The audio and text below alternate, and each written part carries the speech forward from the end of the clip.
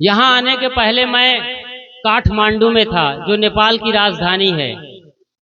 नेपाल को एकमात्र हिंदू राष्ट्र कहा जाता है। ध्यान दीजिएगा, नेपाल और भारत की संस्कृति बहुत मिलती जुलती है, रीति रिवाज और परंपराएं, तीज और त्योहार।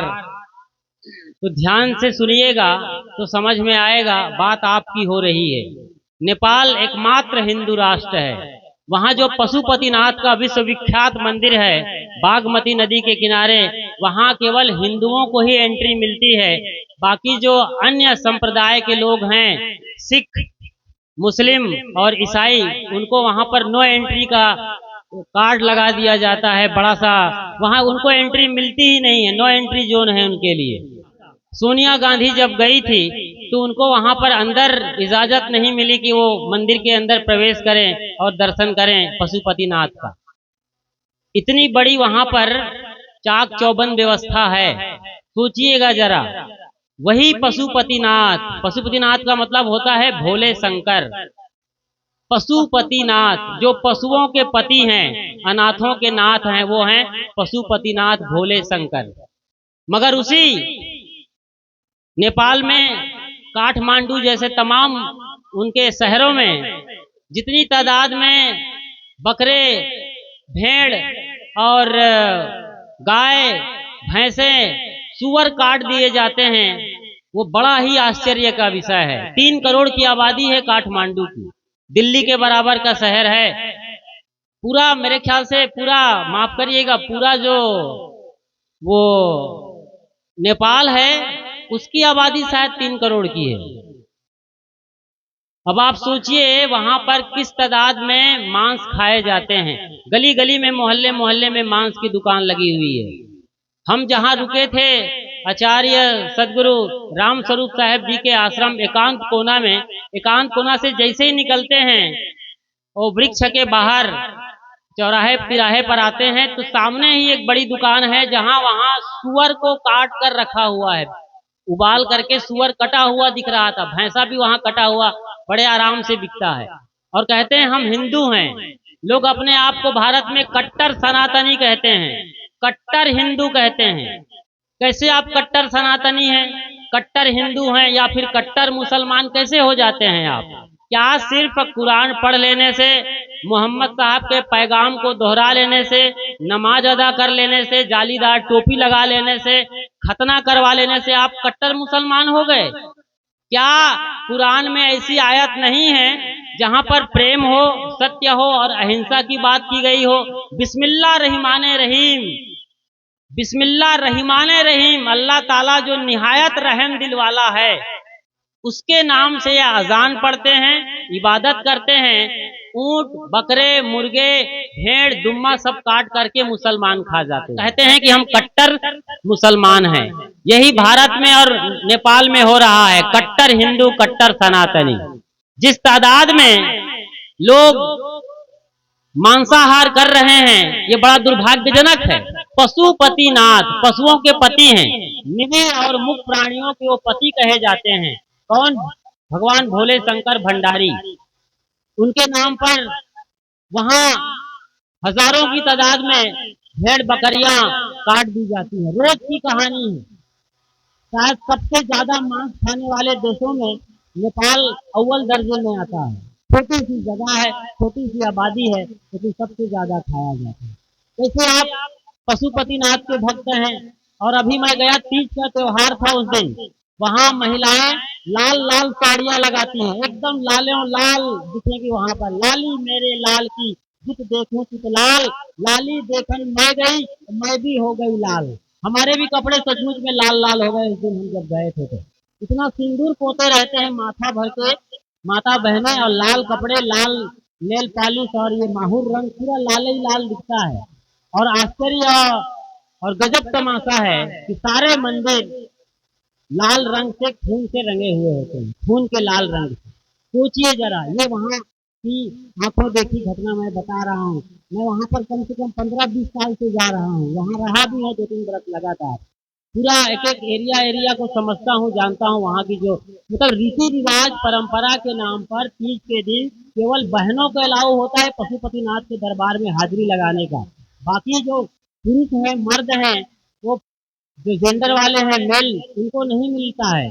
तो इतनी बढ़िया वहां पर धार्मिकता है, रीति रिवाज और परंपरा है। लेकिन दूसरे तरफ हम देख रहे हैं तो इस तरीके से पाशविकता है। कहाँ पशुपतिनाथ, उनके पुजारी सारे पाशविक हैं, राक्षस हैं, पिशाच हैं वहां पर। समझिए आप इन चीजों को। किसी ने जब पैदा किया है तो उसके बच्चे को आप कैसे खा जाते हैं? आपके ही भाई हो, आपके बंधु, आपकी बहन हो गई हो, जितनी भी बकरियां हैं, भेड़िया हैं और गाय हैं, आप कैसे खा जाते हैं मसाला मिर्च डालकर, छौंक कर, पधार कर।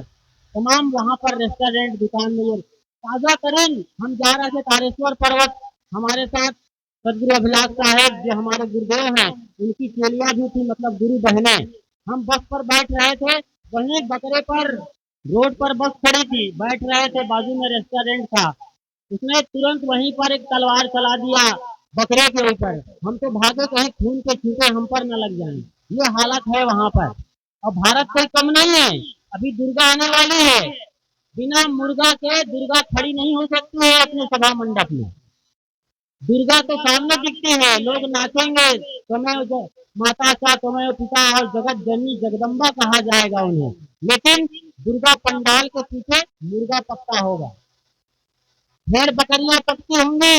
इसके बिना जो बड़े बड़े पंडित, पुजारी, मुल्ला, मौलवी, पोप, पादरी, धर्म के ठेकेदार हैं, जो अपनी अपनी परंपराओं में पूजा और त्योहार मनवाते हैं, बड़े बड़े जलसे और आयोजन करते हैं भगवान के नाम पर, खुदा के नाम पर, गॉड के नाम पर, उनका कौर बगैर मांस के नहीं उठता, बगैर मछली के नहीं उठता है।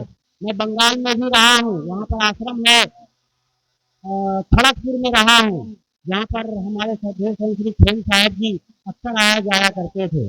तो वहाँ पर मैंने देखा है, बंगाल के अंदर कोलकाता जाया करता था मैं हर रविवार को।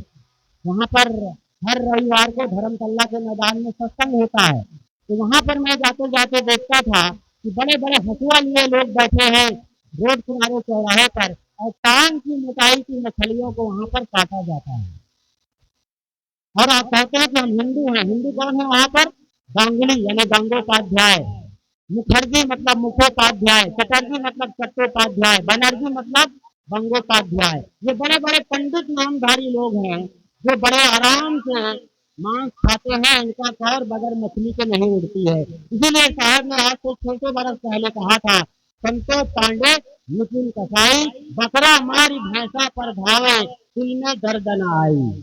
क्यों कहा होगा, क्यों तड़पा होगा उनका दिल, आज हम देख सकते हैं, विचार सकते हैं। तो मैं मांसाहार पर तो बात कर रहा हूं, लेकिन मेरा टारगेट केवल मांसाहार नहीं है।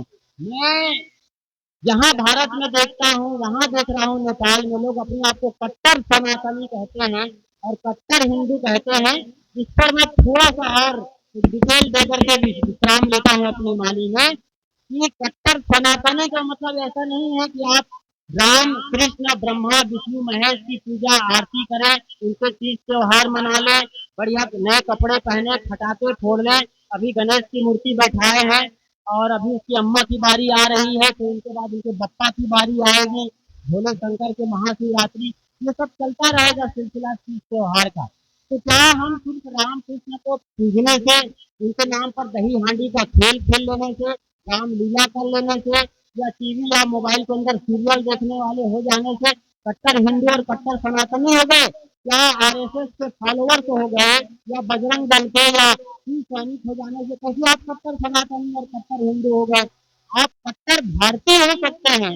जब पाकिस्तान आप पर हमला करता है, ऑपरेशन सिंदूर चलता है, तो आप कट्टर भारतीय भले बने, लेकिन आप कट्टर हिंदू, कट्टर सनातनी और कट्टर मुसलमान तो कतई नहीं हो सकते हैं। हाँ, कट्टर सनातनी कैसे होंगे, कट्टर हिंदू कैसे होंगे? जब आपसे भगवान कहे जाने वाले जो मसीहा और लोग हुए हैं, उन लोगों ने जो भाव में जिया है, तो आपको ज्ञान दिया है, चाहे भोले शंकर, चाहे भोले शंकर का वो ध्यान रूप हो, चाहे मुरली बजैया का वो बांसुरी का मुसीबतों में मुस्कुराते रहने वाला छाप हो, चाहे राम का ये भाव हो कि उनको तुरंत कहा गया और गद्दी छोड़ करके उतर गए, गद्दी में बैठने वाले थे और 14 वर्ष के लिए वनवास चले गए। ये त्याग, ये भाव हम जिए अपने भगवानों का, तब हम कट्टर सनातनी होंगे, कट्टर हिंदू होंगे। तो जो त्याग, अहिंसा का भाव और परंपरा है सद्गुणों का, अपने भगवानों का, उसे हमारे जीवन में हमको उतारना चाहिए। तब हम कट्टर सनातनी हैं, कट्टर हिंदू हैं और कट्टर भारतीय हैं।